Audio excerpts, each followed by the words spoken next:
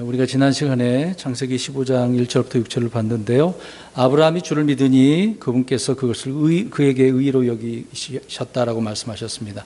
아브라함이 의롭게 된 것은 주님을 믿었기 때문에, 주님의 말씀을 믿었기 때문에, 주 하나님을 믿었기 때문에 의롭게 되어진 것을 알 수가 있습니다.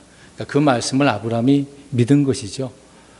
근데 저번 주에는 씨에 대한 말씀입니다. 오늘은 땅에 대한 말씀을 언급을 하고 있는데, 그 땅에 대한 약속을 주시니까 이제 언약이잖아요. 하나님께서 희생 제물을 바치라고 말씀을 하고 있습니다. 그래서 오늘은 희생 제물을 통해서 하나님께서 아브라함과 언약을 맺으시는 그 장면의 내용을 우리가 살펴보겠습니다. 예전에 노아를 통해서 무지개 언약을 말씀드리지 않았습니까? 하나님은 언약의 하나님이다.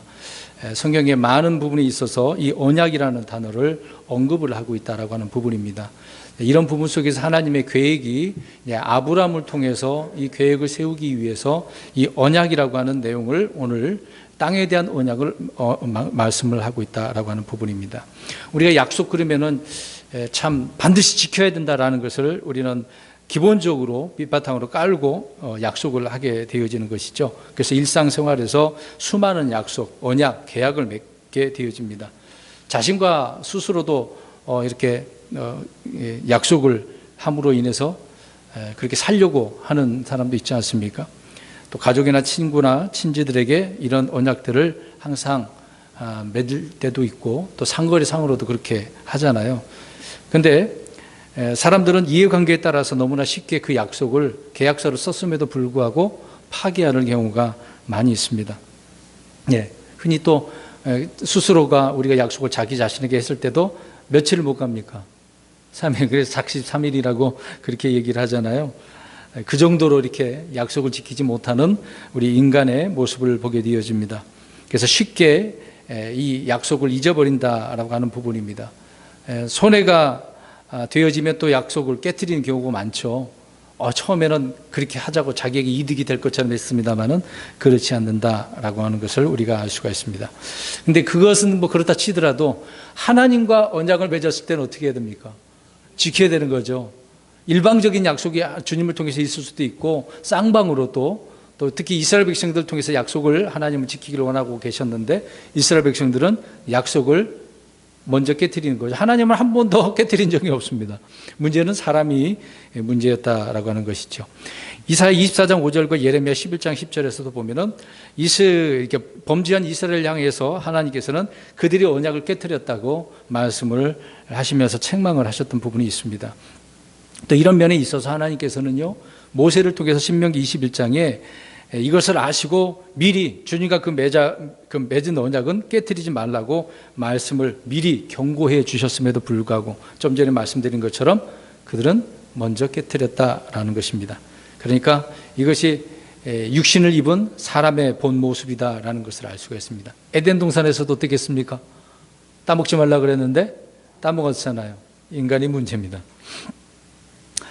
하나님은 사람이 아니시고 육체가 아니시기 때문에 거짓말하지 않는다라고 말씀을 민수기서 23장에 하고 계시죠. 또 시편 89편 34절에도 주님의 그 입술에서 나간 것은 변개하지 않는다라고 말씀을 하고 있습니다. 이제 하나님은 약속을 정말 잘 지키시는 하나님이세요. 한 번도 어긴 적이 없습니다. 앞으로 이루어질 그 약속도 다 이루어질 줄 믿습니다. 또 우리 그리스도인들에게 주신 약속이 있잖아요. 우리가 그 약속을 다 받을 줄 믿습니다. 네, 그 약속 우리 하나님 지키시기 때문에 그렇다는 거죠. 근데 우리 그리스도인들도 하나님과의 약속하는 것이 있다고 한다면 반드시 지켜야 될 것이라고 생각합니다. 자, 그러면 오늘 말씀을 보면 성경에도 하나님은 약속한 사람들이 있어요. 오늘 본문에는 이제 아브라함이지만 예전에 우리가 좀 전에 말씀드린 것처럼 노아를 통해서 언약을 맺으시잖아요. 노아를 통해서 무지개 언약, 그 증표로 무지개를 보여주시잖아요. 그게 뭡니까? 다시는 뭘로 심판하지 않겠다. 물로. 온 우주를, 그것도 아니고 지구를, 그렇죠? 노아 때는 지구를 다 물로 심판하셨으니까 그렇게 하지 않겠다. 근데 물로 심판하지 않는 대신에 앞으로 무슨 심판이 있습니까? 그렇죠. 불로 온 우주를, 이때는 지구만 불로 태우는 게 아니라 온 우주를 다 태워버립니다. 그렇죠. 완전 깨끗하게. 불이 있는 것은 심판이기도 하지만은 깨끗하게 태워서 없애버리는 의미가 있기 때문에 그렇습니다. 그리고 창세기 9장 16절 17절을 보게 되어지면 하나님께서는 모든 이제 살아있는 육체 그 창조물에다가 언약을 맺는 경우도 있었습니다. 그리고 우리가 이제 오늘 본문에 나오는 12절에 아브라함과 언약을 맺으시는 것을 보죠. 그래서 하나님의 언약, 맹세의 언약, 주님께서 주신 자신의 언약, 그렇게 이제 말씀들을 성경에서는 하고 계십니다. 하나님께서는 아브라함을 부르셨어요. 또 보여줄 땅으로 가라고 그랬죠. 큰 민족을 이루겠다고 하셨어요. 또 복을 주셨어요. 또 내 이름을 크게 하시겠다고 앞으로 우리가 살펴볼 내용이지만 이름을 어떻게 하십니까? 아브라함에서 아브라함으로 또 그렇게 바꿔주시죠. 그리고 너를 축복한 자에게 복을 주고 저주한 자에게는 저주하겠다라고 하신 것이 주님의 말씀이었던 것입니다. 이렇게 선포를 주님께서 이미 하신 내용이 창세기 12장에 나오고 있는 것이죠. 근데 아브라함에게 창세기 12장에 아브라함 개인이잖아요. 그렇게 초점을 맞췄습니다만은 오늘은 씨와 땅에 대한 부분이 이제 오늘 이제 땅에 대한 부분을 말씀드린다고 하지 않았습니까? 이 말씀을 통해서 주님께서 개인의 부분이 아니라는 것을 우리가 알 수가 있습니다. 그러니까 하나님께서 아브라함과 맺은 그 언약의 핵심은 가나안 땅을 아브라함의 몸에서 난 그 씨에게 주시겠다라고, 개인의 문제가 아닌 것이죠. 그 후손들, 이스라엘 백성들에 대한 이야기를 하고 있는 것입니다. 그러니까 언약의 핵심은 지금 하나님께서는 구약을 보면 두 가지입니다. 뭐예요? 땅과 씨 문제라는 것이죠. 저번에는 씨를 우리가 살펴봤고 오늘은 땅 문제입니다. 아브라함이 갈대아 우르에서 나왔습니다. 지금 이제 가나안 땅에서 계속 돌아다니면서 나그네 순례 기간을 보내고 있는 거죠. 아무튼 가나안 땅에 머물고 있는 땅, 그래서 그 땅을 이리저리 막 걸어보라고 하셨잖아요. 사방으로 다 보라고도 하셨고 하늘의 별까지 다 보라고 하셨지 않습니까? 네 씨에게 다 이걸 주겠다, 그런 약속을 주셨던 것이죠. 그래서 오늘 우리가 지난 시간에 살펴보았던 15장 6절에 이것을 믿음을 의로 여기셨다라고 하는 것을 우리가 살펴보았습니다. 자, 오늘 한 절씩 그럼 보겠습니다. 7절. 또 그에게 이르시되 나는 이 땅을 내게 주어 상속하게 하려고 너를 갈대아 사람들의 우리에서 데리고 나온 주니라 하시매. 주님은 아브라함의 몸에서 태어날 씨가 상속자가 될 것이라고 말씀을 하셨죠. 1절부터 6절에요. 그렇게 말씀하신 후에 이제 이 땅은 이제 가나안 땅입니다. 가나안 땅을 상속으로 주시겠다고 말씀하고 있습니다. 또 그 후에 약속의 보증으로 나는 너를 갈대아 우르에서 데리고 나온 주다라고 말씀을 오늘 7절에 언급을 하고 있습니다. 자, 이 부분에 있어서 우리 히브리서 6장 13절을 가서 보겠습니다. 이 내용을 히브리서 기자는 이 구절을 일컬어서 주님께서 자신을 두고 한 맹세라고 이야기합니다. 아브라함에게 이렇게 말씀을 하고 있지만 자신을 두고 맹세하셨어요. 하나님께서 누구를 두고 맹세할 분은 아니잖아요. 우리 6장 13절입니다. 히브리서 6장 13절 시작. 하나님께서 아브라함에게 약속하셨을 때에 더 큰 일을 두고 맹세할 수 없으므로 자신을 두고 맹세하여, 자신을 두고 맹세하셨기 때문에 이 말씀대로 어떻게 하시겠다는 겁니까? 이루신다는 거잖아요. 상속하려고 내가 너를 갈대아 우르에서 데리고 나온 주야, 내가 너에게 이걸 줄 거야, 분명히 그 약속을 하셨다, 그 얘기입니다. 하나님께서 갈대아 우르에서 아브라함을 부르시고 데려온 목적이 땅을 내게 주어서 상속하게 하기 위한 것이다. 씨는 하늘의 별들처럼 번성하게 하셨다고 약속을 하셨는데 땅이네요. 아브라함은 현재 자식이 있어요, 없어요? 지금 땅을 차지했어요, 안 했어요? 약속을 주셨는데 땅이 없어요. 자식도 땅도 없는 상태잖아요. 그러면서 하나님은 지금 씨에 대한 문제, 땅에 대한 문제를 약속을 하고 계십니다. 아무튼 약속하셨지만 어디까지나 약속이지 지금 현실은 아니에요. 앞으로 받을 거잖아요. 본인에게는 아직 아닙니다. 그렇게 약속을 하셨는데 못 받았다, 그 얘기입니다. 아브라함이 당시 이 땅을 실제 소유하거나 지배를 한 상태가 아니기 때문에 그렇다는 거죠. 그러면 언제 주실까요? 하나님께서 주신다고 그랬으니까. 주신다고 그랬는데 언제 주셨을까요? 사람이 하나님의 약속만 가지고 소유권을 주장할 수 있을까요? 하나님의 약속만 가지고 실제 그걸 받아야 되는데 하나님 나에게 주셨어, 약속하셨어, 소유권을 누구에게 그걸 증명해 줄 수 있냐 말이에요. 약속만 갖고는 안 되잖아요. 근데 실제 그걸 증명하려면 언제 그게 가능하냐 이 말입니다.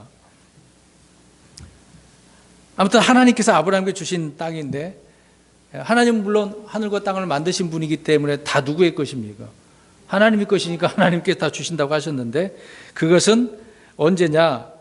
우리가 사도행전 7장 5절 가서 보시면 알 수 있습니다. 물론 찾지 않으셔도 돼요. 하나님께서 아브라함에게 주신 땅을 실제 소유로 차지한 자가 바로 여호수아 때 했던 것이죠. 여호수아를 통해서 이스라엘 백성들이 들어가서 차지하게 되어집니다. 그런데 다 쫓아내지는 못했습니다. 다 땅을 소유해야 되는데 100% 그렇게 소유한 건 아닙니다. 일부분만이었던 것이죠. 그럼 우리 그리스도인들의 입장에서 한번 보겠습니다. 저 여러분에게는 주님께서 약속하신 것이 있잖아요. 이미 약속을 우리가 받은 것이 있고 앞으로 받을 것이 있습니다. 지금 우리 앞으로 받을 새하늘과 새 땅, 또 새 예루살렘이 있잖아요. 우리는 이제 새 예루살렘 도시가 있는데, 또 하늘에서 우리 가게 되어지면 상급을 받게 되지 않겠습니까? 그런 약속들을 우리가 받았습니다. 이런 약속을 받았기 때문에 때가 되면 실제로 소유하게 됩니까? 안 됩니까? 소유하게 되는 거죠. 지금은 아니잖아요. 지금은 아니잖아요. 주님이 오시며 하늘로 들림받아서 올라갈 때, 부활할 때 하늘에서 우리가 받는 것이니까, 또 이 땅에 천년왕국이 있게 될 것이고 통치하게 될 것이고, 도시 우리가 예루살렘 도시가 아니라 새 예루살렘 도시에 우리가 살게 될 것이고, 말씀의 요지는 약속이 없으면 아무것도 받을 수 없고 소유할 수 없다, 그 얘기입니다. 그런데 오늘 하나님께서 아브라함에게 먼저 뭘 하셔요? 약속을 하시고, 그래서 받을 수가 있는 것이고 소유할 수 있는 것입니다. 우리가 이제 믿음으로 기도할 때 우리는 어떻게 여기는 거죠? 주님 앞에 받을 줄 알고, 그렇죠? 이미 받은 것으로 우리가 믿고 그렇게 기도하고 감사하는 거거든요. 미리 감사하는 겁니다. 근데 성도들은 앞으로 받고 나면 감사하려고 그러시는 분들이 있는데, 미리 받을 줄 믿고 감사해야 되겠죠. 아무튼 실제로 받는 것은 언제일지 우리가 모르기 때문에 그런 부분이 있는데요. 그래서 소망 가운데 우리는 인내하고 오래 참아야 되는 부분입니다. 다시 7절 말씀 보시면, 여기서 하나님께서는 아브라함을 갈대아 우르에서 어떻게 하셨대요? 자, 아브라함이 스스로 그렇게 나갔을까요? 하나님께서 데리고 나왔을까요? 하나님이. 우리 그래서 그 문자를 잘 봐야 됩니다. 읽을 때 주님께서 데리고 나오셨어요. 주님께서 불렀을 때 데리고 나오셨다. 그래서 아브라함의 그 순례의 여정이 하나님과 같이 이렇게 계속해서 함께하는 것을 보게 되어집니다. 그래서 나는 너를 데리고 나온 주다라고 오늘 여기도 말씀을 하고 있지만, 이스라엘 백성들에게도 계속 이런 말씀들을 하고 있습니다. 야곱의 아들들이 저 가나안 땅에, 저 이집트에 들어갔을 때도 하나님은 어떻게 하신 분이에요? 거기에서 불러낸 그런 하나님이라는 거죠. 그래서 하나님께서는 이스라엘을 데리고 나오셨다. 그래서 이집트에서 데리고 나오셨다라고 말씀을 하고 있고, 계속해서 성경은 이렇게 반복을 합니다. 하나님께서 데리고 나오신 거예요. 만약에 안 데리고 나왔다고 한다면 그럼 어떻게 했을까요? 이스라엘 백성들이 저 이집트에서. 우리가 나중에 내용도 보기는 하지만 나오고 싶었어요? 안 나오고 싶었어요. 다시 또 어떻게 하고 싶었어요? 돌아가고 싶었거든요. 이게 이스라엘 백성들이었습니다. 사람들의 모습이죠. 참 고집도 똥고집이에요. 더 좋은 거 주시겠다고 하는데 자꾸 과거에 옛날 것에 집착을 하죠. 세상의 것에 집착을 하는 게 문제입니다. 자, 아무튼 이것은 나와 주님의 그 개인적인 그런 관계에서 이렇게 말씀을 지금 하고 있는 거죠. 아브라함과요. 자, 이것을 어떻게 생각을 했습니까? 창세기 20장 13절에 보면, 하나님께서 나로 하여금 내 아버지 집을 떠나 또 돌아다니게 하실 때라고 이야기합니다. 아브라함 그렇게 생각을 하고 있는 거죠. 함께 하실 때 나에게 또 돌아다녔다, 순례길을 걸었다, 그 얘기죠. 어떻게 보면 하나님과 관계가 좀 소복소복한가요? 그러지는 않죠. 늘 주님께서는 함께하고 계셨기 때문에. 자, 오늘 7절 말씀은 하나님께서 우르에서 데리고 나온 주다, 그것은 너에게 상속하려고 데리고 나왔다라고 말씀하신 내용입니다. 8절 보십시오. 그가 이르되 주 하나님이여 내가 그것을 상속받을 줄을 무엇으로 알리까? 이제 반절이 좀 있네요. 주님께서 이제 저번 시간에는 씨 얘기하니까, 아니 내 씨는 지금 이 상속을 물려줄 자가 누구라고 그래요? 종 누구예요? 엘리에셀. 근데 하나님은 아니 그 사람 말고 너에게서 나온 씨, 근데 지금 여기 땅 얘기하니까 지금 땅 받은 게 없어요. 이걸 그럼 어떻게 할 수 있어요? 그러니까 뭔가 보여달라고 이야기하는 거예요. 하나님 무엇으로 상속을 주신다고 했는데 무엇으로 압니까? 뭔가 좀 알려주세요. 보여주세요. 그 얘기를 하고 있는 거죠. 그러니까 언약의 증표를 구하고 있는 내용입니다. 하나님께서 15장 1절을 보면 아브라함아 두려워하지 말라. 나는 내 방패다. 내가 받을 지극히 큰 보상이다. 그렇게 하니까 이제 아브라함이 감사와 찬양을 돌리면서 기쁨을 표하는 대신에 주 하나님은 무엇을 내게 주려고 하십니까? 라고 이전에 물어봤잖아요. 그렇죠? 무엇 여기서 또 무엇이라고 또 얘기하잖아요. 참 아브라함도 이스라엘 사람들처럼 자꾸 뭔가 보여달라고 하네요. 믿음의 사람인데 보여달라고. 예. 아무튼 주님께서 가나안 땅을 상속으로 주려고 데리고 나온 주이심을 계시했음에도 불구하고 감사와 기쁨 대신에 무엇으로 알겠습니까? 라고 이렇게 질문을 하고 있네요. 아브라함의 마음속에는 아직 뭔가 있네요. 주신다고 약속을 하셨는데 지금 시간이 얼마 흘러가고 있어요. 계속 10년 가까이 흘러가고 있는 거 아닙니까? 16장에 가서는 지금 10년이 흐르는 때거든요. 75세에 불렀는데 이스마엘을 낳게 될 때가 이제 하갈이 임신할 때가 수태할 때가 아브라함이 85세거든요. 10년 된 거거든요. 10년 가까이 지금 약속을 하셨는데 못 받으니까 이거 무엇으로 알 수 있습니까? 마음에 이제 그런 게 있는 거죠. 그럼에도 아브라함은 계속해서 연단을 받아야 하는 것을 우리가 알 수가 있습니다. 창세기 12장 1절부터 4절, 7절, 그리고 13장 14절, 15장 1절부터 6절 모든 말씀은 무조건적인 약속들이었습니다. 주님으로부터 일방적으로 들은 약속의 말씀들이었었어요. 그런데 언약의 표적은 없었단 말입니다. 뭔가 확실한 증표를 지금 오늘 본문의 8절 말씀에 보여달라고 요구하고 있는 내용인 것이죠. 말씀만 하지 마시고 뭔가 보여주십시오. 이제 그런 의미의 질문을 우리가 질문이라는 것을 알 수가 있습니다. 오늘날 성도들도 그렇지 않습니까? 자꾸 기도는 열심히 했는데 뭔가 응답이 없으면 그러잖아요. 흔히 이제 백부장처럼 우리 얘기하잖아요. 주님, 뭐만 하십시오. 말씀만 하십시오. 큰 믿음 좋잖아요. 우리가 그 백부장 이야기만 들으면 막 가슴이 뜨거워지고, 그렇지, 내가 이런 믿음 소유해야지. 그렇게 얘기합니다. 근데 어떻게 얘기해요? 좀 시간이 지나면, 주님 말씀만 하지 마시고요. 뭔가 좀 보여주시면 안 됩니까? 뭐 어떻게 알겠습니까? 막 그러잖아요. 빌립과 도마가 그러지 않았습니까? 도마가 예수님께서 오신 것을 그때 참석하지 못해서 나중에 제자들하고 있을 때 어떻게 얘기해요? 자기 손을 예수님 손을 만져봐야 되겠다. 옆구리 만져봐야 되겠다. 확인해 봐야 되겠다는 이야기죠. 이건 적은 믿음 아닙니까? 아브라함은 아담에게 주어진 가죽에 의해서 옷을 입는 거잖아요. 또 노아에게 주어진 무지개 같은 실제적인 뭔가 지금 보이기를 바라고 있는 것입니다. 그래서 하나님께서는 이것에 대한 답변을 계약을 체결하기 위해서 어떻게 말씀하고 있습니까? 이제 9절에 나오고 있거든요. 9절에 우리 9절 보겠습니다. 9절을 한번 같이 읽어보겠습니다. 시작. 그에게 이르시되 나를 위하여 3년 된 암송아죠, 3년 된 암염소, 3년 된 순양과 산비둘기요 집비둘기 새끼를 취하라. 아멘. 잘 보십시오. 뭔가 보여달라고 하니까 이제 하나님께서 보여주시기 위해서 무엇을 준비하게 하십니까? 하나님께 드릴 희생물들을 쭉 나열해서 설명을 합니다. 자세하게 또 말씀을 하고 있네요. 희생물을 준비하도록 하나님께서 명령을 하십니다. 그래서 제단을 쌓고 희생물을 드리게 되는 거죠. 물론 그 전에도 하나님 앞에 제단을 쌓고 희생물 드린 적이 있지만 오늘 약속에 대한 그런 표적으로서 그 답변으로서 하나님은 이 희생물을 말씀을 하고 있네요. 그래서 9절에 보니까 잘 보십시오. 누구를 위하라고 이야기합니까? 이 희생물은 그렇죠. 아브라함 자신을 위한 게 아니에요. 나를 위한 거예요. 하나님을 위해서.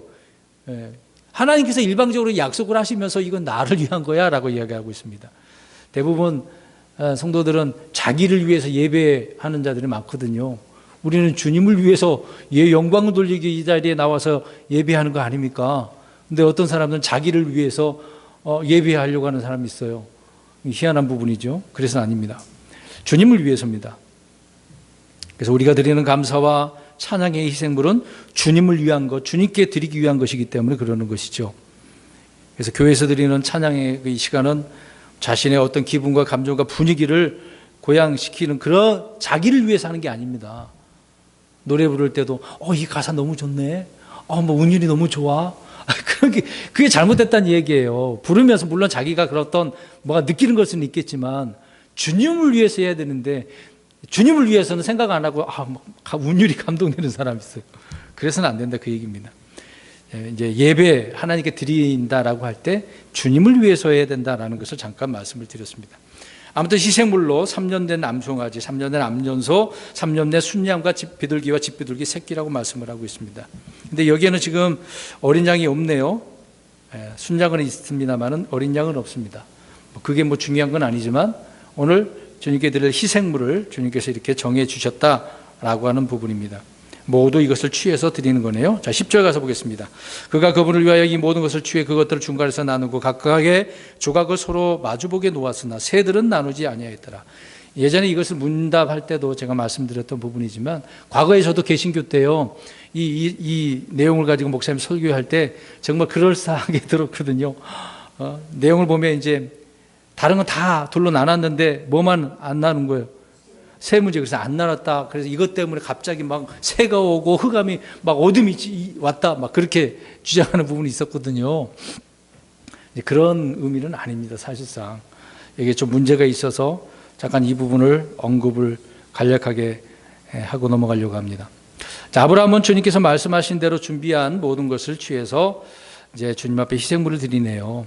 근데 드리면서 다 쪼갰지만 살과 뼈들이 서로 마주보게 놓고 그렇게 드렸던 것이죠.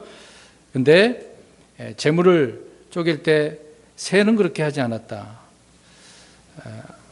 근데 여기서 보면은요, 제물을 쪼개서 서로 마주보게 놓았고 그 사이로 이제 불이 통과되어지는 거죠. 그럴 때 하나님께서 그걸 받아주신 것을 우리가 알 수 있습니다. 근데 한쪽이 이런 의미는 왜 어떤 의미일까요? 그렇게 불이 지나가는 경우인데 한쪽이 어기면 어떻게 된다는 이야기일까요? 사실 불이 임하는 것은 심판을 이야기하고 있는 건데 한쪽이 어기면 복을 받겠습니까? 저주를 받겠습니까? 저주를 받는 거죠. 그러니까 하나님과 언약을 맺을 때 한쪽이 파기하면 문제가 생기는 겁니다. 불이 지나갔다라는 것은 이건 반드시 지켜야 된다. 이제 그런 의미다라는 것을 잠깐 말씀드렸습니다. 그런데 중요한 점은요, 하나님께서 아브라함에게 어떤 것을 요구한 것은 없습니다. 단지 희생물을 이렇게 하나님을 위해서 드리라고 하신 것밖에 없어요. 너는 이렇게 해야 돼? 그런 것이 아무것도 없다. 그 얘기입니다. 믿음으로 믿는 것밖에, 행하는 것밖에 없다라는 것을 알 수 있습니다. 자, 새들은 쪼개지 않고 통째로 두었다라고 말씀을 하고 있는 것인데, 자, 왜 쪼개지 않았을까? 그것은 레위기 1장 17절에 그 내용을 보면 알 수가 있습니다. 이때 율법으로 주어졌지만 과거에도 역시 새들은 나누지 않았다는 것을 알 수 있죠. 레위기 1장 17절에 그는 그것의 날개들과 함께 그것을 찢되 둘로 나누지는 말지니라. 이게 율법이었던 거거든요. 그래서 이걸 안 나눠가지고 그 다음 구절에 문제가 생겨서 막 어둠이 오고 뭐 새가 오고 정말 엄청난 두려움이 왔다. 그런 것은 아닙니다. 저는 원래 배 중간을 나누어 가르지 않았다는 것을 알 수가 있습니다. 그러니까 꼭 이것을 잘못 생각을 하고 일방적으로 성경을 해석해서 문제가 있게 되어지는 것이죠. 우리는 그렇게 보지는 않는 것입니다. 아브라함은 주의 명령대로 희생물을 준비했고 희생물에 문제가 있거나 어떤 의식에 잘못된 것은 전혀 없었습니다. 그거를 주님께서 불로 태웠기 때문에 받으셨다는 것을 알 수가 있습니다. 그게 이제 그대로만 우리가 이해를 하면 되는 것인데 그 외의 것으로 우리가 더 생각할 필요가 없다. 그 얘기입니다. 11절 보십시오. 날짐승들이 그 사체들 위에 내려올 때에 아브라함이 그것들을 쫓아내었더라. 자, 희생물을 드렸는데 위로 누가 먼저 오게 되어집니까? 날짐승들이 왔다고 하네요. 우리가 날짐승 그러면 믿음의 사람들은 빨리 눈치를 채야 돼요. 누구의 모형이다. 새들은 마귀, 사탄의 모형이다 라고 생각을 해야 되는 거잖아요. 우리가 한 가지 예로 요셉이 해석을 해줬을 때 술 맡은 자하고 빵 맡은 자 있었잖아요. 술 맡은 자는 풀리지만 빵 맡은 그 사람은 뭐가 와서 쪼았다 그랬어요? 새가 와서. 그렇죠. 그래서 목 잘려서 죽게 된 거 아닙니까? 새는 마귀의 마귀를 모형으로 말씀을 하고 있습니다. 아무튼 주님의 명령대로 행한 그 희생물 위로 하나님의 불이 임하거나 영광의 그룹이 나타나거나 기타 놀라운 표적이 먼저 일어나지 않고 날짐승들이 내려왔다는 것을 알 수가 있습니다. 까마귀들, 독수리들 같은 그런 종류가 되겠죠.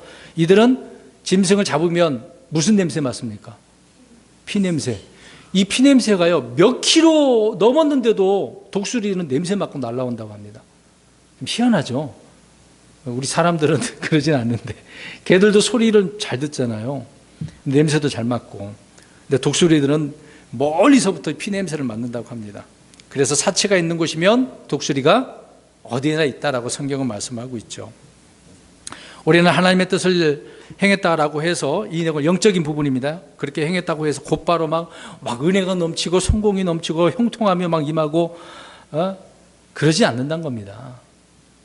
오히려 좋은 일일수록 어때요? 주변에서 뭐 질투가 시기하고 이상한 일들이 더 일어나잖아요. 반역이 일어나고 나를 괴롭히고 핍박이 있고 그러지 않습니까? 한 가지 예로 우리가 이제 말씀을 듣고 은혜 받았어요. 막 감동이 되고 성령 충만해요. 근데 성령 충만, 기도하고 나서 은혜를 받고 집으로 돌아갔는데 어떻습니까? 갑자기 막 문제 생겨갖고 갈등과 다툼이 터질 때가 많아요. 막 짜증 날 때도 있고요. 별거 아닌데도 불구하고. 또 오늘 하나님 앞에 희생물 드리는데 지금 아브라함은 그 일어난 일들을 보니까 지금 새들이 날아왔네요. 순종했을 때 이렇게 마귀가 온다. 이제 그런 의미로 우리가 이 부분을 영적으로 이해를 할 수가 있습니다.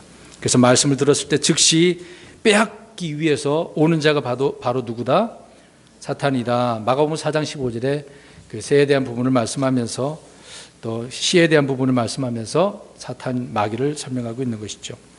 그래서 즉시 다가오는 사탄과 마찬가지로 아브라함이 준비한 그 희생물들 위로 날짐승들이 내려왔다. 이 부분은 이제 영적으로 우리가 이해를 하는 것입니다. 그래서 아브라함은 새들이 날아오니까 어떻게 합니까? 내버려 둡니까? 쫓아내었다라고 이야기하고 있는 거죠. 이것도 우리가 영적인 의미로 보면 지금 마귀가 나타났어요. 그럼 어떻게 해야 돼요? 그렇죠. 쫓아내야죠. 이건 영적 전투다라는 것을 알 수가 있습니다. 아브라함은 실제잖아요. 실제. 우리는 영적으로 마귀가 먼저 접근하기 때문에 그런 부분을 우리가 직시를 하고 있어야 되는 것이죠. 날짐승들은 마음밭에 뿌려진 말씀들을 먹어버리기 때문에 또 겨자나무에 깃들기 때문에 그래서 이 새들이 마귀를 의미하는 부분 속에서 오게 되어지면 쫓아내야 된다라고 하는 부분입니다. 그런 부분에 있어서 11절을 말씀을 하고 있습니다. 12절 보겠습니다. 해가 질 때 아브라함에게 깊은 잠이 임하였고 보라 큰 어둠의 두려움이 그에게 임하였더라.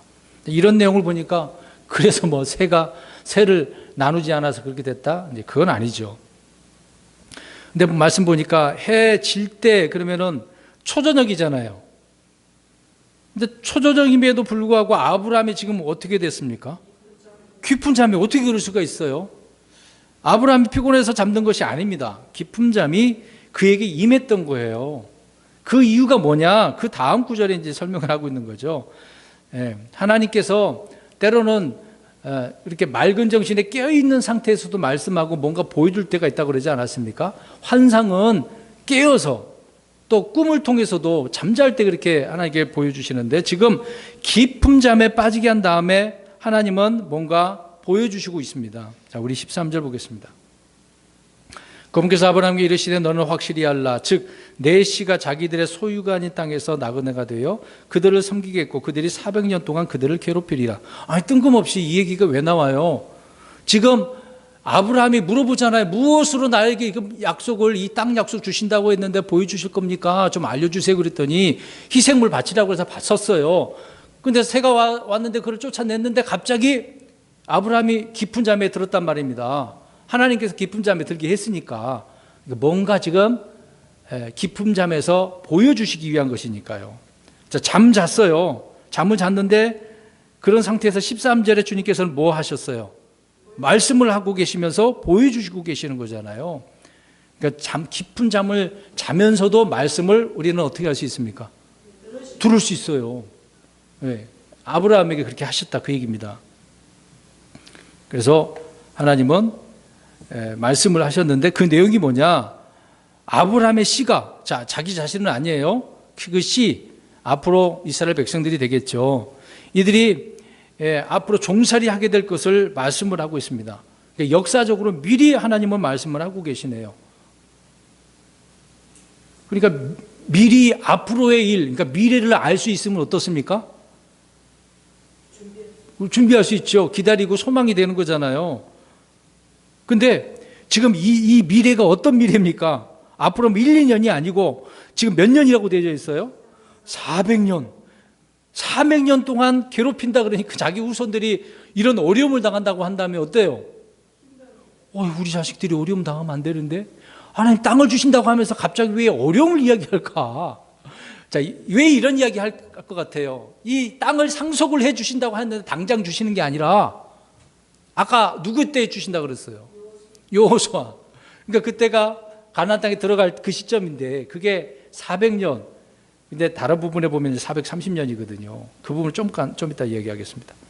자, 아무튼 400년 동안 괴롭힌다. 그러면 또 오해를 할 거예요. 400년 동안 이집트에서 괴롭힘을 당했나? 여러 가지 이제 오해가 생깁니다. 오늘 9절, 13절을 잘 이해를 해야 됩니다. 예전에 한번 언급을 했던 내용인데요. 자, 아무튼 하나님께서 아브라함이 무엇으로 알릴까라고 말하니까 하나님께서는 답변을 주시면서 확실히 알아라. 400년의 남의 땅에서 괴롭힘을 당하게 될 것이다. 이런 말씀을 해주고 있네요. 근데 이것은 앞으로 일어날 일들이다. 자, 그러면 400년을 좀 이야기하려고 해요. 여기서 400년이라고 분명히 말씀하셨습니다. 근데 13절에 보면 자기들의 소유가 아닌 땅이라고 그랬어요. 아닌 땅. 근데 지금 가나안 땅의 소유예요, 아니에요? 아니죠. 그럼 앞으로 이제 이집트 들어가지만 거기도 이스라엘 땅이 아니에요? 아니죠. 그러면 이게 내용을 잘 봐야 돼. 13절에는 이집트라는 단어가 있어요, 없어요? 없어요. 왜 이런 말씀을 하냐? 400년과 430년을 오해를 하기 때문에 그렇습니다. 이스라엘 백성들이 이집트에서 머문 기간이 얼마일까요? 400년일까요? 430년일까요? 아니면 다른 몇 년도일까요? 몇 년일까요?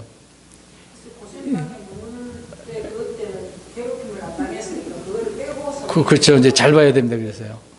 총 기간이 430년인데 그 기간이 아브라함 갈대아 우르에서 불러서 가나안 땅에 이스라엘 백성이 들어갈 때까지가 총 430년이에요.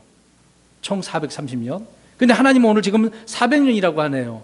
그러면 아까 총 430년인데 30년은 괴롭힘을 안 당했다는 것을 알 수가 있겠죠. 괴롭힘을 당하는 기간이 400년이라고 그랬으니까. 이집트에 있었던 기간은 215년입니다. 215년. 우리가 이 내용을 성경을 여기저기서 찾아서 이해를 해야 됩니다. 자, 이거 제가 간략하게 말씀드렸습니다만은 서서히 좀 말씀 좀 드릴게요. 이스라엘이 이집트에 머물렀던 기간은 총 430년이었습니다. 그런데 오늘은 13절에 400년이라고 나오죠. 그래서 400년과 430년을 구별을 좀 해야 됩니다. 출애굽기 12장 가서 보겠습니다. 40, 41절 보겠어요.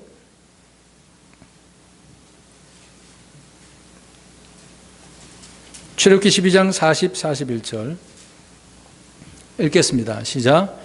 이제 이집트에 거하던 이스라엘 자손에 머무는 기간은 430년이었더라. 430년이 끝나는 때에 바로 그날에 주의 모든 군대가 이집트 땅에서 나왔은즉, 나올 때가 430년이네요.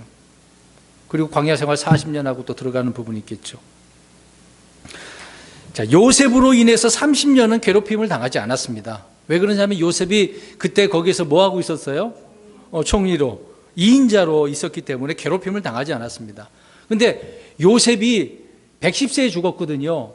그러면 그때까지 2인자 생활을 했을 것 같아요? 아닙니다. 아닙니다. 몇 번의 파라오가 바뀌었거든요. 죽을 때까지 2인자 생활을 하지는 않았습니다. 그래서 어느 기간 동안, 그래서 30년이 지금 우리가 이 공백 기간을 보면서 30년 동안은 괴롭힘을 당하지 않았다는 것으로 우리가 이해할 수가 있는 것이죠. 그래서 400년은 괴롭힘을 당한 것을 우리가 알 수 있는 것입니다. 아무튼 이 내용을 하나님께서 아브라함에게 미리 말씀을 해 주셨네요. 아들을 낳기도 전에 말씀을 하셨습니다. 이런 내용을 우리는 성경을 통해서 미래의 역사적 사건을 미리 알고 있는 거죠. 앞으로 일어날 일들도 우리가 알고 있기 때문에 헤매지 않습니다. 확실하죠. 불투명한 미래가 아니라 확실한 미래를 우리가 보게 되어집니다. 그래서 400년, 430년 그걸 구분을 해야 됩니다. 총 430년이에요. 갈대아 우르에서 나와서 이집트에 나올 때까지. 근데 이집트에 머무는 기간이 몇 년이라고요? 215년. 그것을 구분해야 됩니다. 그리고 30년은 괴롭힘을 당하지 않았다. 괴롭힘을 당한 그 기간은 400년이다. 가나안 땅에서도 이집트 땅에서도 그걸 포함하고 있는 거죠. 그걸 잘 이해를 하셔야 됩니다. 왜 이렇게 말씀드리냐면 앞뒤 분명히 400년 그래놓고 뒤에 또 430년 그러니까 성경대로 안 믿는 자들이 의심하기 때문에 그래요. 그런데 성경은 오리가 없다. 그것을 말씀드린 겁니다. 14절 보겠습니다. 또한 그들이 섬길 그 민족을 내가 심판하리니 그 뒤에 그들이 큰 재물을 가지고 나오리라. 이집트에서 나오는 그 예언의 말씀을 하고 있네요. 그 이집트를 어떻게 하시고 어떻게 하셨다고 그래요? 앞으로 심판하실 거다. 우리가 출애굽기를 1장을 보면 2장을 보면 그 내용이 나오죠. 이스라엘 백성들이 나올 때 어떻게 합니까? 그 큰 재물을 가지고 나오기 전에 있었던 몇 가지 재앙? 10가지. 그게 심판이에요. 이집트를 심판한 내용입니다. 그러니까 심판하리니라고 하셨잖아요. 그들이 이제 이집트가 주님을 통해서 10가지로 심판을 당할 때 나옴으로 이스라엘 백성들은 큰 재물을 가지고 나오게 되어집니다. 역사적 사건을 미리 말씀해 주고 있네요. 그래서 금은 보석, 의복 여러 가지 것들을 취해서 나오잖아요. 빌려서 나왔다 그랬습니다. 빌려서. 아브라함은 자신이 이 땅을 상속받을 것을 무엇으로 알겠냐라고 이렇게 물었는데 주님을 그 묻는 것 그 이상으로 아주 자세하게 이스라엘 자기 후손들을 구속하실 그 계획과 역사의 아주 중요한 계획들을 자세하게 알려주셨던 것이죠. 그럼 이런 계획들을 알려줬을 때 어땠을까? 이것이 지금 아브라함에게는 뭐예요? 자기가 묻고자 하는 주님의 답변이었습니다. 언약의 표적이었다 그 얘기입니다. 그냥 약속의 말씀으로 해주신 건데 앞으로 그렇게 이루어 주신 것이죠. 사람은 내일 일도 알 수 없는 것인데 주님은 몇백 년 후, 몇천 년 후에 인물, 사건들을 자세하게 말씀을 하고 있습니다. 이사야서를 보면은 또 예언을 미리 또 합니다. 그 전에도 말씀한 부분이 있는데 앞으로 요시야 왕이 일어날 거다. 그리고 또 저 페르시아 있지 않습니까? 이란 있잖아요. 거기에 또 누구의 이름도 다 나오잖아요. 고레스 이름도 미리 다 하나님은 예언해 주셨지 않습니까? 그런 예언이 얼마나 정확합니까? 성경이요. 세상 예언은 다 가짜지만 하나님께서 예언하신 것은 다 이루시는 거죠. 아브라함에게 앞으로 일어날 일까지 다 자세하게 말씀해 주셨습니다. 15절에 너는 평안히 내 조상들에게 가겠고 또 충분히 나이 들어 묻힐 터이나 이제 또 다른 말씀을 해주고 있는데 계속해서 말씀하고 있는 거예요. 깊은 잠에서 앞으로 일어날 일들 후손들 그 시 이야기 해 주셨고 또 그들이 괴로움을 당할 것까지 말씀해 주셨고 재물을 가지고 나오게 될 거 말씀하셨고 이번에는 누구에 대한 이야기예요? 아브라함이 어떻게 될 거라고? 평안히 잘 있다가 죽게 될 거다. 이것도 역시 앞으로 미래에 대한 이야기잖아요. 지금 85세 전이니까 그 당시 뭐 전후라고 봐야 되겠죠. 근데 아브라함 몇 세에 죽죠? 175세에. 그렇죠. 아브라함은 자신의 생애에 이 땅을 얻어서 자식들에게 상속해 주고 싶었지만 그렇게 할 수 있어요, 없어요? 그러진 않아요. 미리 약속을 해 주셨지만 앞으로 받을 것이지만 자식들에게 주실 것이지만 아브라함은 이 말씀을 그대로 믿을 수밖에 없는 것이죠. 받지 못하고 죽게 되어질 것이라는 사실을 이 말씀도 듣게 되어지네요. 이런 이야기 들을 때 어때요? 앞으로 언제 죽을 거다, 몇 세 죽을 거다 그러면 어떻습니까? 세상 사람들. 시한부, 사형 선고를 받으면 어때요? 슬퍼하거든요. 하잖아요. 죽음이 막 임박했다라고 했을 때 얼마나 그러겠습니까?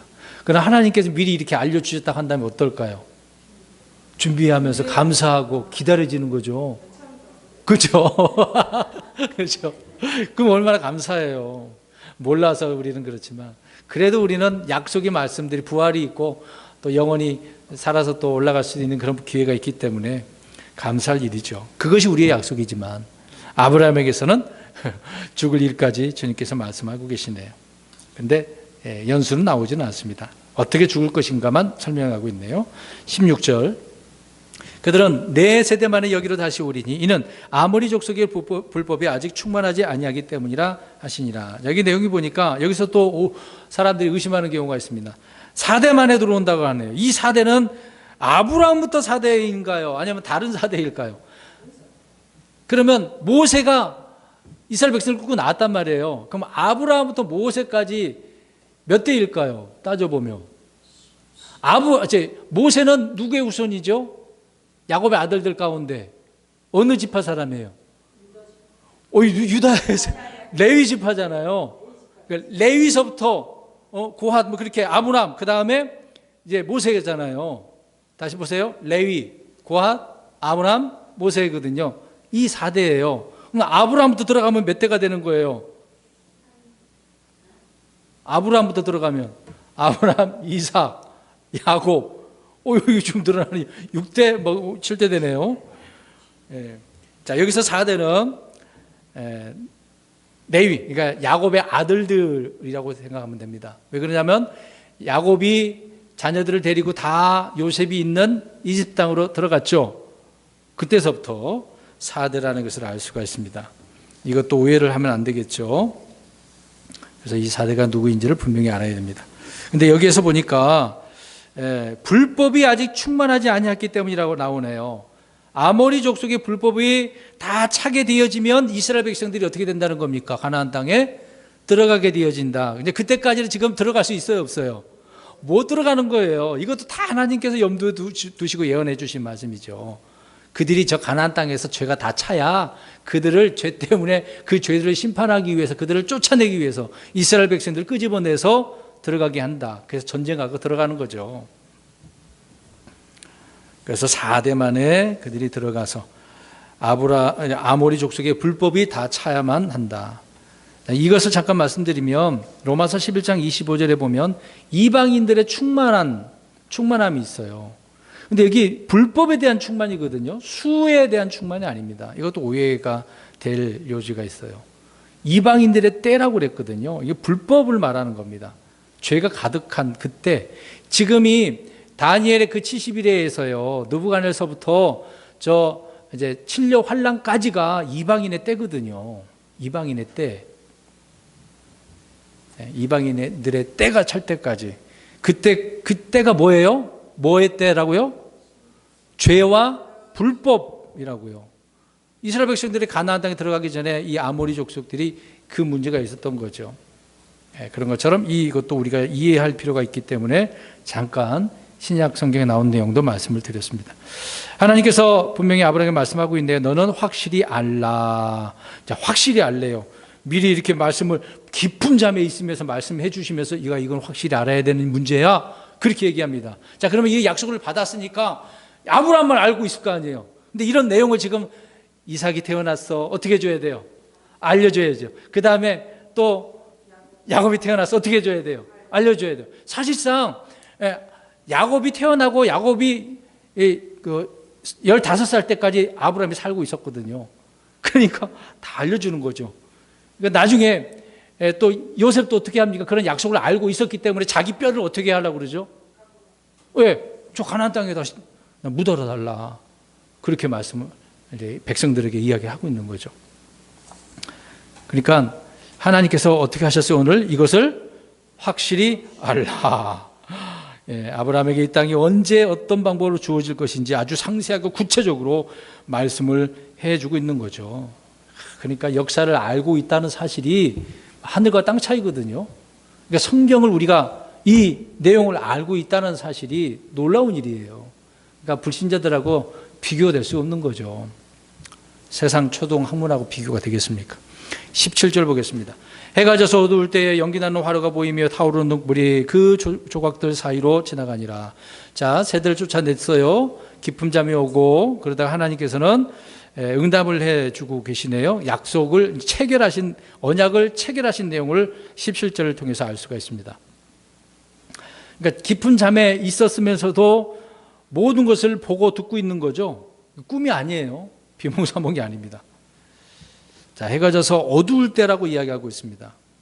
이것은 연기 나는 그 화로가 보이고 타오르는 등불이 조각들 사이로 지나간 것을 통해서 언약이 체결됐다. 그러니까 아브라함이 무엇으로 알 수 있습니까? 라는 부분에 말씀을 하시고 불이 지나간 것에 대한 이것을 통해서 답변이죠. 물어보니까 이런 답변을 주신 거예요.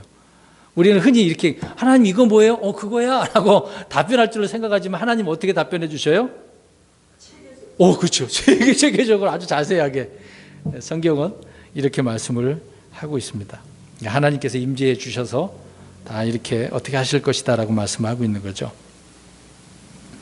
타오르는 등불은 하나님의 불입니다. 심판의 불이기도 하죠. 18절 보겠습니다. 바로 그날에 주께서 아브라함과 언약을 맺으며 이르시되 내가 이 땅을 이집트의 강에서부터 저 큰 강 곧 유프라테스 강까지 내 씨에게 주었느니. 잘 보세요. 저번에 제가 말씀드렸잖아요. 이스라엘 백성들이 차지할 땅이 어떻다고요? 지금 어디서부터예요? 이집트의 강. 이집트의 강 이름이 뭐예요? 우리가 흔히 알고 있는 나인이에요? 나일이에요? 나일. 정확히 알아요. 독일 갔더니 라인강이 있더라고요. 똑같은 강이 아니고 나일강이죠. 자, 거기서부터 유프라테스는 어디예요? 저 큰 강 유프라테스. 지금 이스라엘 백성들이 살고 있는 그 땅에서 오른편 저 이라크 그쪽 지역에 있지 않습니까? 유프라테스. 엄청난 거예요. 그럼 이스라엘 백성들이 회복할 땅이 어마어마하죠. 지금 우리가 보시면 지금 이스라엘 땅 어때요? 우리나라 경상도만 하다고 하네요. 그러니까 그 땅 가지고 지금 회복이 돼야 안 돼요? 안 돼요. 그러니까 이스라엘 회복 지금 아니란 말이에요. 그러니까 저번에 말씀드렸잖아요. 웨스트뱅크 서안지구 요르단강 약간 오른편이 되는 거거든요. 거기 땅을 차지하려고 하니까 전 세계가 어떻게 해요? 반대를 하죠. 우리나라 사람도 반대했다고 저번에 말씀드렸잖아요. 이스라엘 백성들이 이게 성경적으로 되어지는 걸 다 반대합니다. 그들은 무조건 반대하는 거예요. 이스라엘 백성들은 싫어서. 네. 자, 그 크기를 보면 엄청난 것이다 라는 것을 알 수가 있습니다. 이것을 준다라고 이야기를 하고 계시네요. 준다. 그래서 하나님이 친히 아브라함의 씨에게 주신다라는 것을 알 수가 있습니다. 그래서 내 씨에게라고 이야기하고 있죠. 내 씨에게. 근데 육체적으로는 누구예요? 내 씨라고 그랬으니까 육체적으로는 이스라엘인데 영적으로는 누구예요? 실제적으로 갈라디아서 보면은 우리 예수님이에요. 예수님이 씨 단수라고 되어져 있잖아요. 씨들이라고 하지 않고 씨라고 하셨다. 그게 우리 예수입니다. 영적으로는 예수님이고 실제적으로는 이스라엘이고.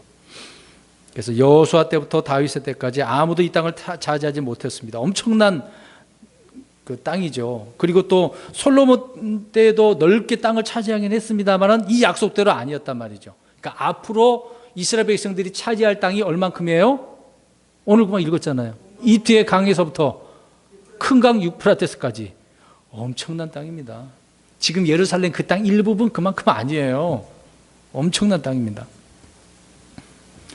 이집트 강에서 유프라테스 강까지 모든 땅을 다 차지할 분이 누구예요? 계시록에 우리 누구예요? 우리 예수님이잖아요. 네. 또 천년왕국 때 이스라엘의 지도, 그 지도가 바로 어떻게 되겠습니까? 금방 지금 우리가 읽어본 대로 이집트 강에서부터 유프라테스까지 앞으로 그렇게 될 겁니다. 지도가 달라집니다. 앞으로요. 마지막 19절에서 21절 곧 겐 족속서부터 시작을 해서 여부수 족속의 땅이다까지 이렇게 말씀하고 있습니다. 아브라함의 생전에 가나안 땅에 살던 족속들인데요. 이들이 실제적으로 지배를 지금 하고 있었습니다. 그러나 그들을 주님께서 다 없애버리시고 실제적으로 앞으로 그 땅을 다 이스라엘 백성들이 차지하게 될 것이다 라고 이야기합니다. 계시록에 보면은요, 열왕이 나와요. 열왕들에 대한 예표를 지금 말씀을 하고 있습니다. 지금 19절에서 21절에 몇 족속이에요? 하나, 둘, 셋, 넷, 다섯, 여섯, 일곱, 여덟, 아홉, 열. 계시록에는 몇 왕이 나온다고요? 열왕이 나온다고요. 여호수아가 정복 전쟁을 할 때 그 땅에 살던 31명의 왕들이 있었는데 다 죽였습니다. 이들의 불법과 죄를 심판하게 되어지는 거죠. 이스라엘 백성들을 통해서 하나님은 심판하시게 된다. 친히 우리 예수님께서 심판하시게 되는 거죠. 자, 레위기 18장 28절 한번 읽어보겠습니다. 그러니까 죄로 인해서 그 땅이 저주를 받고 그 땅에서 토해냄을 받습니다. 이스라엘 백성들이 그랬던 것처럼 앞으로 지금 살고 있는 이스라엘 백성들 땅 말고 그 주변들 다 그 땅까지 다 이런 불법들이 어떻게 되는가를 우리가 알 수 있습니다. 레위기 18장 28절, 20장 22절에도 말씀하고 있는데 18장 28절만 읽겠습니다. 시작. 이것은 너희가 그 땅을 더럽힐 때에 그 땅이 너희 전에 있던 민족들을 토해낸 것 같이 또한 너희를 토해내지 못하게 하려 합니다. 이스라엘 백성들도 사실 바빌론의 포로로 잡혀가지죠. 그들이 잘못했기 때문에. 그러나 다 잃어버린 건 아닙니다. 회복시켜 주시니까. 이런 것처럼 온 그 주변 땅도 마찬가지입니다. 죄가 있다고 한다면 다 토해내 버리셔서 이스라엘 백성들이 거기서 살게 하실 거다, 그 얘기를 하고 있는 거죠. 우리가 지난 시간과 오늘 15장을 우리가 다 살펴보면 주님께서 아브라함에게 주실 그 씨와 땅에 대한 그 말씀을 아주 구체적으로 나눠서 말씀을 해주시고 약속해 주셨다는 겁니다. 그런 약속을 하나님께서는 깊은 잠에 들게 하셔서 친히 말씀해 주시고 보여주셨다라는 것을 알 수가 있는 거죠. 그래서 결론적으로 하나님께서는 아브라함에게 땅과 씨를 약속해 주셨을 때 미래적인 부분이지만 실제적으로 받지는 않았습니다만은 이런 약속의 말씀이 앞으로 확실하게 다 이루어질 줄로 믿습니다. 이것을 보고 올 때 하나님은 언약의 하나님입니다. 우리 그리스도인들에게도 반드시 언약을 지키시는 우리 하나님, 그런 하나님을 신실하게 신뢰하는 저와 여러분 되시길 주의 이름으로 축원합니다. 아멘.